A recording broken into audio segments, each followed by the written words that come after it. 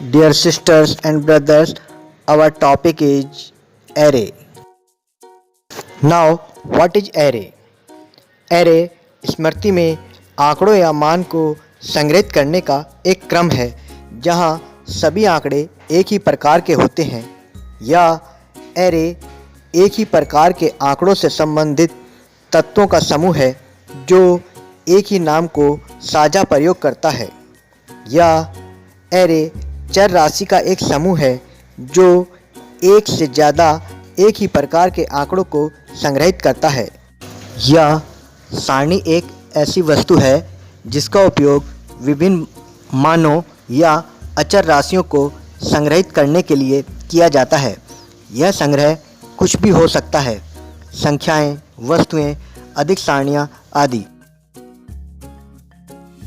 जैसा कि स्क्रीन पर भी दिखाई पड़ रहा है, इंट m स्क्वायर ब्रैकेट में 4 अर्थात इंट m4 यह एक एरे वेरिएबल है।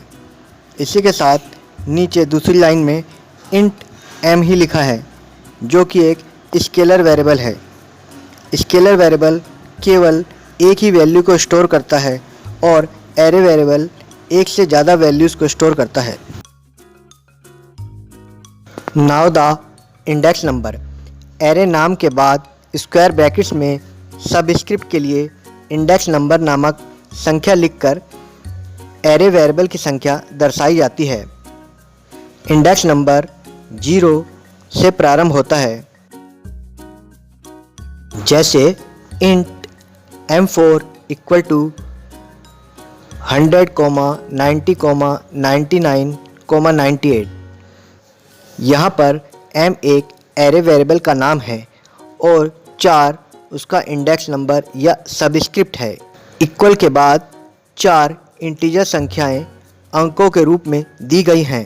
एरे का प्रत्येक वेरिएबल एलिमेंट कहलाता है। यह एरे 4 वेरिएबल का समूह है जिनकी वैल्यू इस प्रकार है: m0 equal to 100, m1 equal to 90, m2 equal to 99, m3 equal to 98। एक अन्य उदाहरण int m equal to 100 screen पर दिखाई दे रहा है, जिसमें m एक स्केलर वेरिएबल है जो केवल एक अकेला मान बिना दशमलव पॉइंट के इंटीजर डाटा टाइप के रूप में संग्रहित करता है। अब हम स्केलर वेरिएबल और एरे वेरिएबल का एक तुलनात्मक अध्ययन करते हैं। स्केलर वेरिएबल की अगर हम बात करें तो यदि किसी विद्यार्थी के एक विषय के एक अंक को संग्रहित करना है तो हम स्केलर वेरिएबल का प्रयोग करते हैं।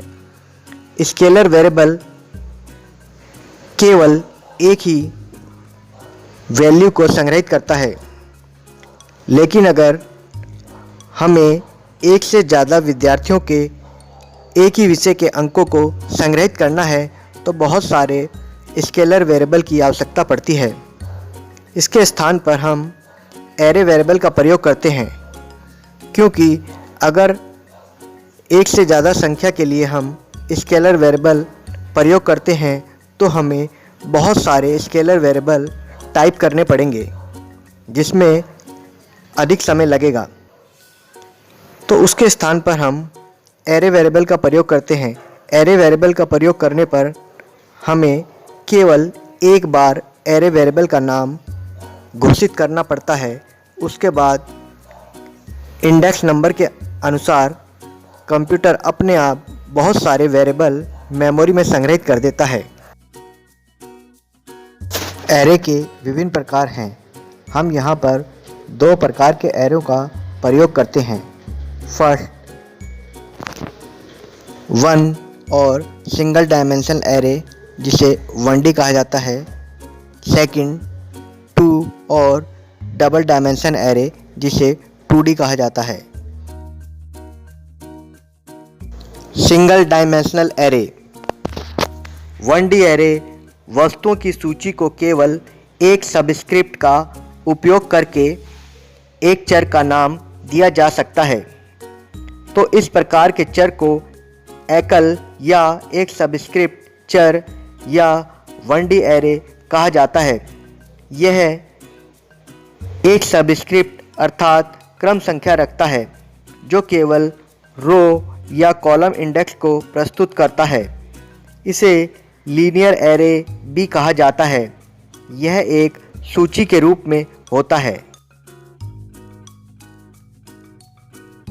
Declaration of 1D array.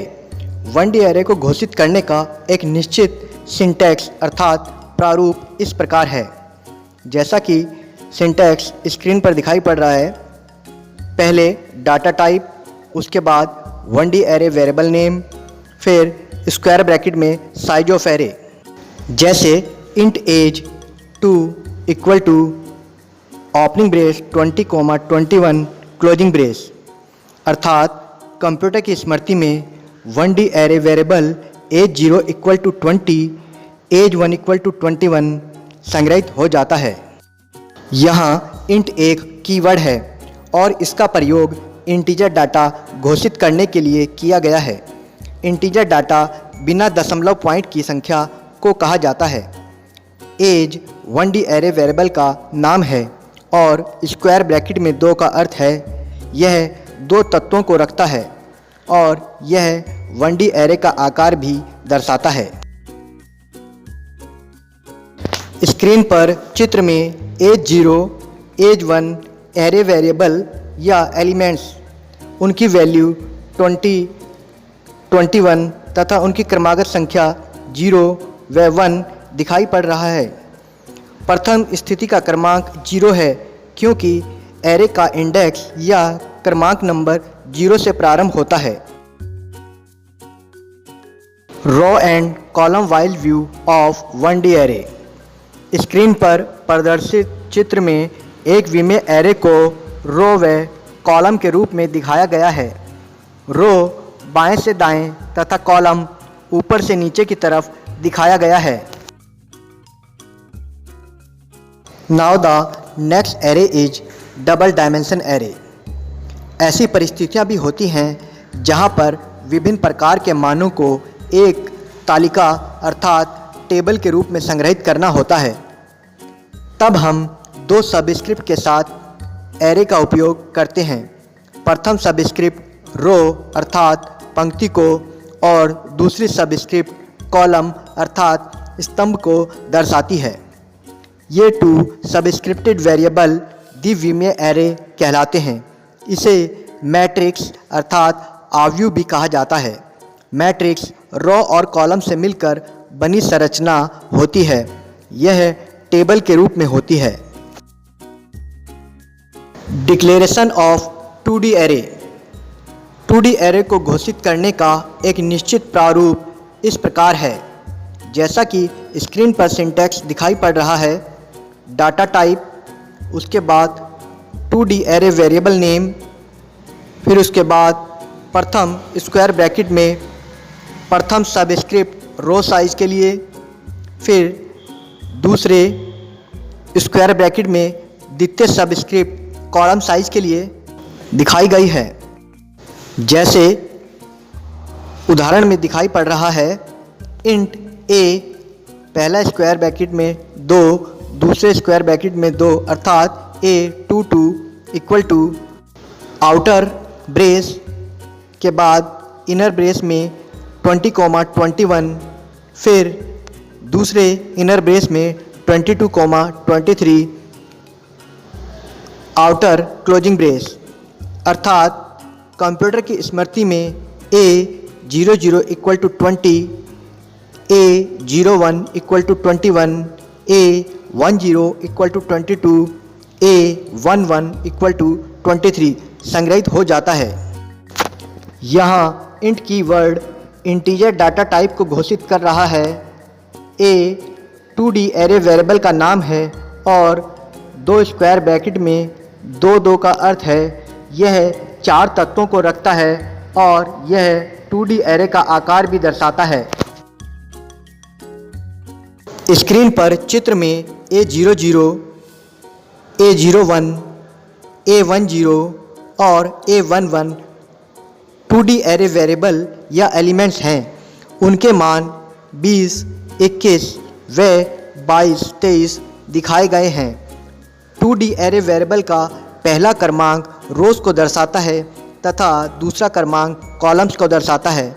इस प्रकार इस 4 एलिमेंट वाले 2D एरे में प्रथम वेरिएबल की क्रमागत स्थिति 0 रो 0 कॉलम पर, दूसरे की 0 रो 1 कॉलम पर, तृतीय की 1 रो 0 कॉलम पर, चौथे की 1 रो 1 कॉलम पर है। स्क्रीन पर चित्र में 2D एरे का मैट्रिक्स रूप रोज व कॉलम के रूप में दिखाया गया है। इसमें किस प्रकार बाएं से दाएं 0, 1, 2 क्रमांक की रोज हैं तथा ऊपर से नीचे की तरफ 0, 1, 2, 3 क्रमांक के कॉलम्स हैं। स्क्रीन के इस चित्र में 1D व 2D एरे को तुलनात्मक रूप में दिखाया गया है। किस प्रकार 1D एरे तो एक रो के रूप में है तथा 2D एरे रोज और कॉलम के साथ मिलकर मैट्रिक्स के रूप में दिखाई पड़ रहा है। इस प्रकार आप सब ने एरे के दो रूपों सिंगल डायमेंशन एरे व डबल डायमेंशन एरे के बारे में अध्ययन किया।